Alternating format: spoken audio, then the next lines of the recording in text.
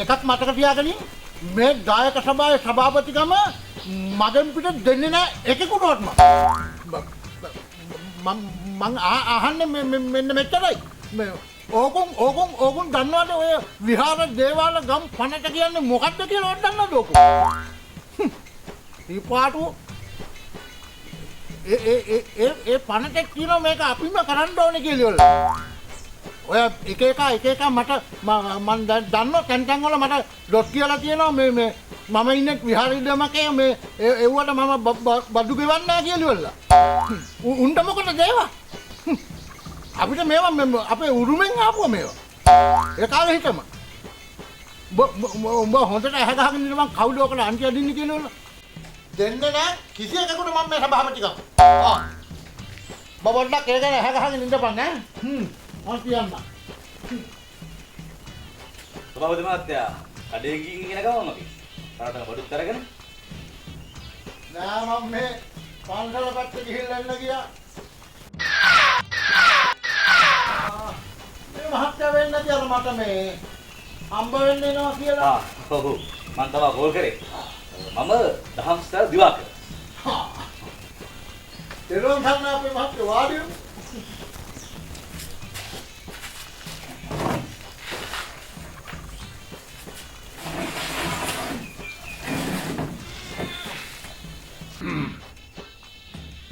මහත්තයාගේ නම දහම්සර දිවාකර කිව්වා නේද? ඔව්.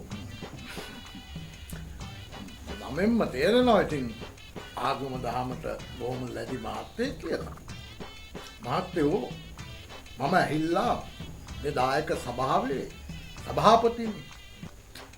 ඉතින් මම හරිම කාර්යබහුලයි. බොහොම කාර්යබහුල කෙනෙක්. කාලය කියන එක මහත්තයෝ මට හරි වටිනවා. ඒක නිසා මම හිතන්නේ මහත්තයා කාරණාව කෙටියෙන් කිව්වොත් හොඳයි. ඇත්තට සභාපතිතුමා මට තේරෙනවා. සභාපතිතුමා මේකයි කාරණාව. මම දැන් මේ ගමට ඇවිල්ලා අවුරුද්දක් විතර වෙනවනේ. මම ඉතින් අදහස් කරා මේ ගමේ තියෙන පුදු වැඩවලට, පන්සලේ වැඩවලට මමත් දායකත්වයේ දැක්කොත් හොඳයි කියලා. ඉතින් ඒ හින්දා මම අදහස් කරා මේ පාර කටින පින්කම මං ගානේ කරලා දෙන්න.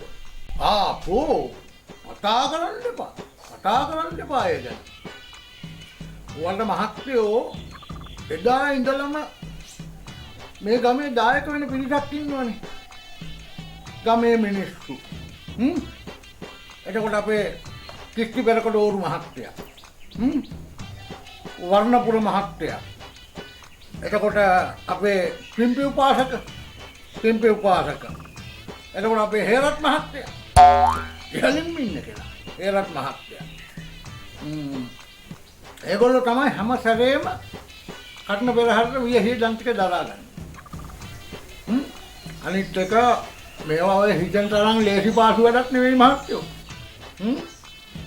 මහත්තයාව මේවට දායක කරගන්න තරම් මහත්තයා කරන රැකී ආරක්ෂා ව්‍යාපාර මොනවද කියලා මන් දන්නේ නැහැනේ. ඒක හින්දා මහත්තයෝ ගැන කතා කරන්න එපා. ඒක හරියන්නේ නැහැ. දැන් මේ සභාවතුමා කාරණාව මගේ සොය පොඩි ව්‍යාපාර ටිකක් තියෙනවා. මම බැලුවේ මේ පාර කටිනේ ටිකක් ලස්සනට වෙනස් විදිහට කරන්න කියලා. ඒ කියන්නේ සභාවතුමා මෙහෙමයි.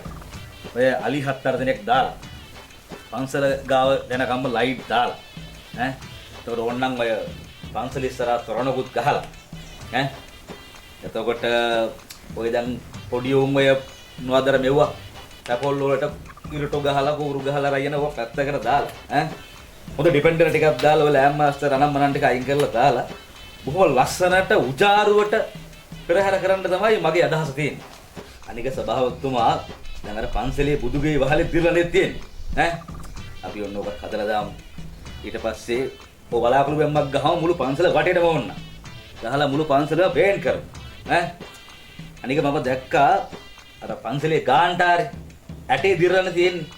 දැන් වෙලාවක ගාන්ටාර ගහන්න කියලා ඇටේ වැදිනවා කාගේරි ඔළුවක. අපි ඔන්න ඔක හදලා දාමු සභාවතුමා. හදලා අපි එක පිළිවෙලකට මේ ගම නෑ සභාවතුමා. බොහොම හරි. බොහොම හරි. ඇත්තටම වටිනවා. හරි වටිනවා දහම්සල මහත්තයා. මේක සභාවතුමා පන්සලක් දිනු කරන්න නම් පන්සලේ දායක සභාව දිනුලා තියෙනවා. එතකොට තමයි පන්සල දිනු වෙන්නේ. විශේෂයෙන්ම සභාවතුමා හොඳටම දිනුලා ඉන්න ඕන. එතකොට තමයි පන්සල දිනු කරන්න පුළුවන්. ඇත්තටම වටිනවා. බොහොම වටිනවා මට මේ අපේ දාම්සල මහත්තයාට තේරුම් ගත්ත එක ගැන. මොකද මේ අපේ මී හවට ඕක තේරෙන්නේ නැහැ නේ දාම්සල මහත්තයෝ. අනිත් එක සභාවතුමා දැන් බලන්න දැන් ඔය පන්සලේ වැඩවලට දායක සභාවේ වැඩවලට ඔබතුමා කොච්චර මහන්සි වෙනවද කොච්චර එහෙම දුවයි දිනවද කියන්නේ එහෙනම් දාම්සල මහත්තයා මේක තේරුම් ගත්ත එක මට ඇත්තටම ආඩම්බරයි. හරි ආඩම්බරයි. හරි වටිනවා මහත්තයෝ මේවා. ඉතින් සභාවතුමාගේ ගමන් බිමන් යන්න මම සභාවතුමාට හොඳ විජිට් එකක් කරන් දෙන්න.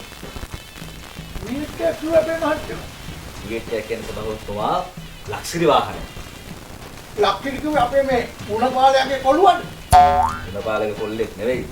ලක්ෂරි වාහනයක් කියන්නේ සභාවතුමා අද කාලේ තියෙන සුපෝපභෝගී හොඳ වාහනය. ඉලෙන් ගිහලව වාහනය. වැඩි වෙන්නේ නැහැ. කෝටි දෙකක් විතර වෙන්නේ. අනික සභාවතුමා දැන් ඔය දායක සභාවේ ගොඩනැගිල්ල තාම හදලා ඉවර නෑ නේද? අපි ඒක වැඩ කටයුතු ටිකක් ඉක්මනට කරලා දාමු. අපි සභාවතුමාගේ කාමර තේසී කරලා දාමු. එතකොට සභාවතුමාගේ ඔය වැඩ කටයුතු කරගන්න පහසුයි. එහෙම නේද? ඇත්තටම වටිනවා. හරි වටිනවා. හරි වටිනවා.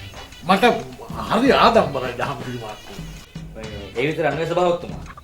ඔය දායක සභාවේ ඉදිරි වැඩ කටයුතු කරගෙන යන්න මම මුදල් ටිකකුත් දෙන්නම්. ඒ කෝටියක් එකමාරක් විතර ඇති වෙන වැඩි කර යන්න. ඇත්තටම හරි ආඩම්බරයි ඔබතුමා ගැන. හරි වටිනවා. හරි වටිනවා. ඔබ සභාවතුමා මම ඉස්සෙල්ලා කිව්වා වගේ පන්සල දිනු වෙන්න නම් දායක සභාව දිනු වෙන්න ඕන. දායක සභාව මත තමයි පන්සලේ පැවැත්ම රඳා පවතින්නේ. ඇත්තටම බොහොම හරිය. බොහොම හරි දහම්සල මහත්තයෝ. මට හරි ආඩම්බරයි. ඔබතුමා අපේ ගමට ආපු පින් කඳක්.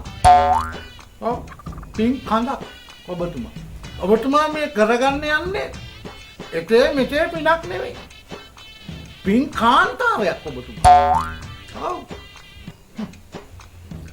මට අම්මපා දහම්සල මහත්තයෝ ඔබතුමා මේ කරන පිනෙන් ඔබතුමා තව දිශාවෙන් මෙහා නතර වෙන්නේ නැහැ. තව දිශාවෙන් මෙහා නතර වෙන්නේ නැහැ ඔබතුමා.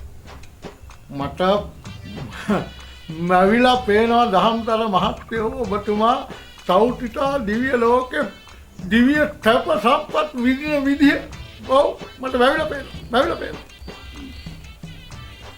මං හදවතින් ප්‍රාර්ථනා කරනවා ඔබතුමා කරන කියන රැකී රක්ෂා ව්‍යාපාර කටයුතු දිනෙන් දින දියුණුවට පත් වෙලා සාර්ථක වෙලා එව්වා කිරි උතුරන්නා වගේ හරියන්න ඕන දහම්සල මහත්තයෝ. කිරි උතුරන්නා වගේ හරියන්න ඕන. මේක ලේසි පාසු පිනක් නෙවෙයි. ඔව්. ලේසි පාසු පිනක් නෙවෙයි. ඔව්. බහතුවා මේ පුඩි කාරණාවක් තියෙනවා මේ මම මේ කරන ව්‍යාපාර කටයුතු පිළිබඳව මේ ගමේ මිනිස්සුන්ට මොකක් හරි ගැටලුවක් තියෙනවද මන් දන්නේ නැහැ මේ මම මේ කටයුතු වලට සම්බන්ධ වෙනකොට. එහෙම කොහොමද? මේ ගමේ උන්ට පුළුවන් දේවට විරුද්ධ වෙන්න. මහත්තයා බය වෙන්න බෑ මහත්තයෝ. මුන්ට බෑ මට ඉහෙලින් යන්න. මම හොඳ වැඩවලට දායක වෙද්දි මේ මොකද දෙන්නේ කොහොමද? මම බලා ගන්න. මහත්තයා බය වෙන්න එපා. අනිත් එක අපි මහත්ය හැබැයි මොනවද කොන්න ව්‍යාපාර? ව්‍යාපාර කියන්නේ මෙහෙම සභාවතුමා. මගුවේ තියෙනවා මස් කඩ 7-8ක් තියෙනවා. ඔය නයිට් ක්ලබ් 3-4ක් තියෙනවා. තව ඔය ටවුන් එකේ පැත්තේ වයින් ස්ටෝර්ස් දෙකකුත් තියෙනවා. තව මේ ඉස්පා දෙකක් පටන් ගත්තාම ඒක නම් මේ ළඟදී පටන් ගත්තේ. තව ඉතින් ඔය බයියන් සේක සභාවතුමා. ඉම්පෝර්ට් ඇන්ඩ් එක්ස්පෝර්ට් නේ. කියන්නේ පොඩි සීතල දේවල් ටිකක් ඔය රටට ගෑල්ලා ඔය විදේශ විනිමයට තරම් දෙන්න බෑ සභාවතුමා. ඔය ටික තමයි මගේ මේ ව්‍යාපාර වලට තියෙන්නේ. ඒකේ මේ ප්‍රශ්නයක් නෑ අපේ මහත්තයෝ. මොකද අපේ භාග්‍යවතුන් වහන්සේගේ කාලේ වගේ ජයතුන් ඉඳලා තියෙන ඕන තරම්. ඕ ඉඳලා තියෙනවා.